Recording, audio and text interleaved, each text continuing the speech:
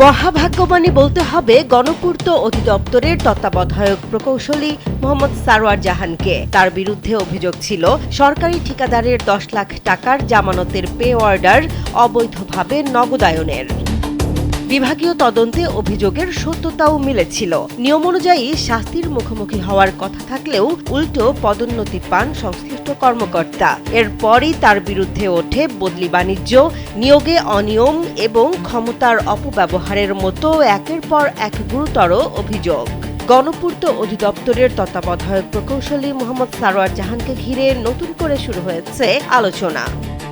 নথিপত্র অনুযায়ী গাজীপুর গণপূর্ত বিভাগে কর্মরত অবস্থায় একটি ঠিকাদারি প্রতিষ্ঠানের ১০ লাখ টাকার সিকিউরিটি মানির পে অর্ডার অবৈধভাবে নগদায়নের অভিযোগ ওঠে সারোয়ার জাহানের বিরুদ্ধে। ২০২৩ সালে গঠিত তদন্ত কমিটি অভিযোগের সত্যতা পেয়ে বিভাগীয় মামলা করার সুপারিশ করে। তবে পরবর্তীতে রহস্যজনকভাবে তিনি অব্যাহতি পান এবং পরে পদোন্নতি পেয়ে গণপূর্ত অধিদপ্তরের গুরুত্বপূর্ণ সংস্থাপন শাখার দায়িত্ব গ্রহণ করেন।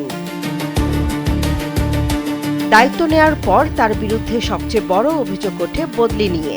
অভিযোগ অনুযায়ী একদিনেই ৫০ জনের বেশি প্রকৌশলীকে বদলি করা হয়।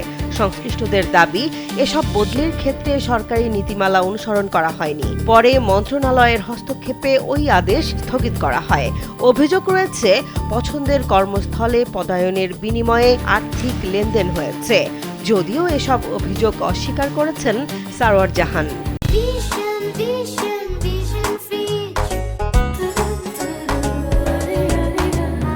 এরই মধ্যে আলোচনায় আসে একটি ভিডিও। সেখানে তার অফিসের টেবিলে বিপুল পরিমাণ টাকা দেখা যায়। এ বিষয়ে সারোয়ার জাহানের দাবি, এটি ৬৬৯ জনের নিয়োগ কার্যক্রম পরিচালনার অফিসিয়াল খরচের টাকা।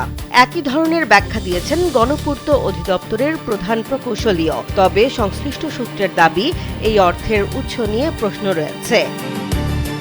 নতুন বিতর্ক তৈরি হয়েছে ৬৬৯ জনের নিয়োগ প্রক্রিয়া নিয়েও। অভিযোগ, অপেক্ষমান তালিকায় থাকা মেধাবী প্রার্থীদের তালিকা প্রকাশের পর তা হঠাৎ ওয়েবসাইট থেকে সরিয়ে ফেলা হয়। বঞ্চিত চাকরি প্রার্থীদের অভিযোগ, মেধার পরিবর্তে তদবির প্রাপ্তদের সুযোগ করে দেওয়ার চেষ্টা করা হচ্ছিল। এ ঘটনায় তারা প্রধানমন্ত্রীর কার্যালয়ে লিখিত অভিযোগও দিয়েছেন। তবে সারোয়ার জাহানের দাবি, মন্ত্রণালয়ের নির্দেশেই ওয়েবসাইট থেকে অপেক্ষমান তালিকা সরানো হয়েছিল। নিজের বিরুদ্ধে ওঠা ১০ লাখ টাকার পে অর্ডার নগদায়নের অভিযোগ প্রসঙ্গে সারোয়ার জাহান বলেন, এই ঘটনায় তিনি দুঃখ প্রকাশ করছেন এবং ক্ষমা চাইছেন। অন্যদিকে বদলি বাণিজ্য ও নিয়োগে অনিয়মের অভিযোগ তিনি অস্বীকার করেছেন। একের পর এক অভিযোগ, তদন্ত, স্থগিতাদেশ এবং পাল্টা ব্যাখ্যার মাধ্যমে গণপূর্ত অধিদপ্তরের প্রশাসনিক স্বচ্ছতা নিয়ে প্রশ্ন উঠছে।